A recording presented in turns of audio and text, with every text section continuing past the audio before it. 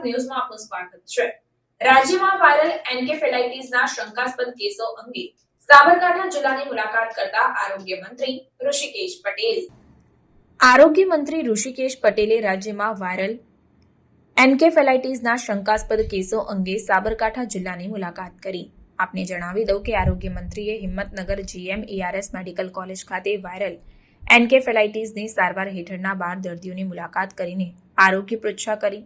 Viral એન્કેફેલાઇટિસ કે ચાંદીપુરા રોગને અટકાવવા સરકાર કટિબદ્ધ છે, ત્યારે મંત્રીએ સાબરકાંઠા જિલ્લામાં વાયરલ એન્કેફેલાઇટિસના શંકાસ્પદ કેસોની સારવાર વ્યવસ્થા અને ઉપચારાત્મક બાબતો અંગે પણ વિગતવાર સમીક્ષા કરી।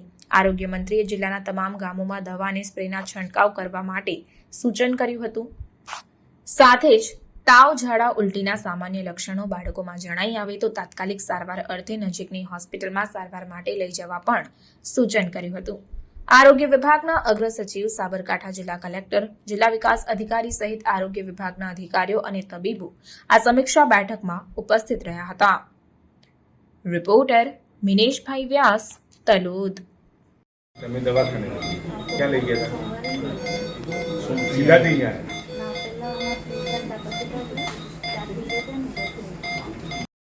દવાખાને ક્યાં લઈ ગયા પહેલા?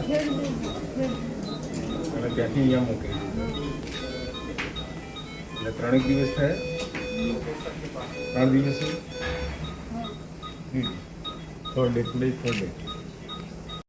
બીજી કોર્પોરેટ હોસ્પિટલ લઈ જવાના હોય એની સાથે કન્ફર્મ થાય કે આ લોકો રીચ આઉટ કર્યા છે, તમને કન્ફર્મ કર્યું છે, પછી જ આપણે એલાઉ કરીએ। માં તો વાયરસ ચેપી હતો અને એ ચેપના કારણે ખૂબ બધો ભયનો માહોલ અને હકીકતમાં ખૂબ પેન્ડેમિક હતું, પરંતુ આ જે ચાંદીપુરમ વાયરસની વાત થઈ રહી છે, હજુ પણ એમાં ચાંદીપુરમના કારણે તમામ ગુજરાતમાં આવતા કેસ સસ્પેક્ટેડ તરીકે આપણે ટ્રીટ કર્યા છે, પરંતુ ચાંદીપુરમના કારણે જ થાય એવું નથી। એન્સેફેલાઇટિસમાં બીજા કારણોસર પણ આ પ્રકારના તાવ, ખેંચ આવવી, ઝાડા ઉલટી થવી એવું શક્ય છે।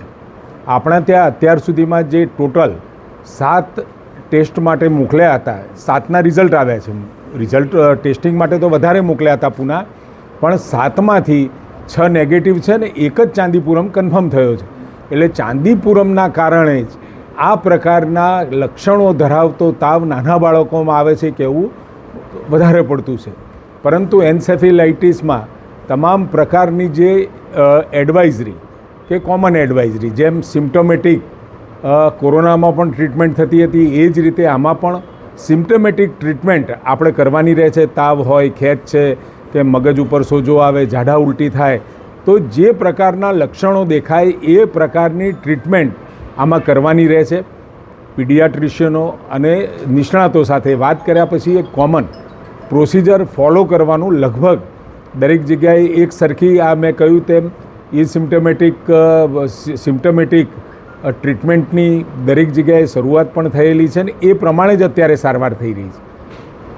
અને હિંમતનગરની અંદર આપણી GMERSમાં લગભગ 14 કેસો અત્યાર સુધીમાં એડમિટ થયા છે, જેમાં 6ના ડેથ થયા છે, અત્યારે 7 દાખલ છે અને એકને ડિસ્ચાર્જ પણ આપણે કર્યું છે।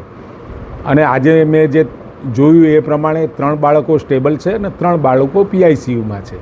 એટલે એકંદરે હવે ગુજરાતની અંદર આની અવેરનેસ સાથે સમગ્ર રાજ્યની અંદર તમામ ગામોમાં ડસ્ટિંગની, સ્પ્રેઇંગની અને કાચા ઘરો છે ત્યાં ખાસ આ ડસ્ટિંગ અને સ્પ્રેઇંગની કામગીરી કરવાના આદેશો આપવામાં આવ્યા છે। સાથે ઉકરડા હોય, આંગણવાડી, સ્કૂલ્સ અને આખા રાજ્યની અંદર એક પણ ગામ આપણે એવું બાકી નથી રાખવાના જેના કારણે કોઈ પણ પ્રકારનો વેક્ટર બોર્ન ડિસીઝીસ એટલે પાણીજન્ય રોગ એ ના થાય ને એને પ્રિવેન્ટ કરી શકાય, એના માટે ગુજરાતના તમામ ગામોમાં એક મુહિમ ઉપાડવામાં આવી છે।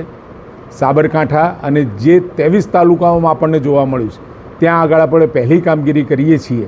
એની સાથે તમામ ગામોની અંદર અને હવે એના અવેરનેસ માટેના કેમ્પેઇન અને અવેરનેસ માટેની તમામ લોકો સુધી આની માહિતી પહોંચે એના તમામ પ્રયાસો રાજ્ય સરકાર દ્વારા કરવામાં આવે છે। આદરણીય ભૂપેન્દ્રભાઈ પટેલ મુખ્યમંત્રીશ્રીના અધ્યક્ષ સ્થાને સમગ્ર રાજ્યમાં આપણે તમામ કલેક્ટરશ્રી, ડીડીઓશ્રી, સીડીએચઓશ્રી, કોર્પોરેશનના અધિકારીઓ અને મેડિકલ કોલેજના ડીન્સ અને ફેકલ્ટી વગેરે સાથે ખૂબ બૃહદ ચર્ચા થઈ.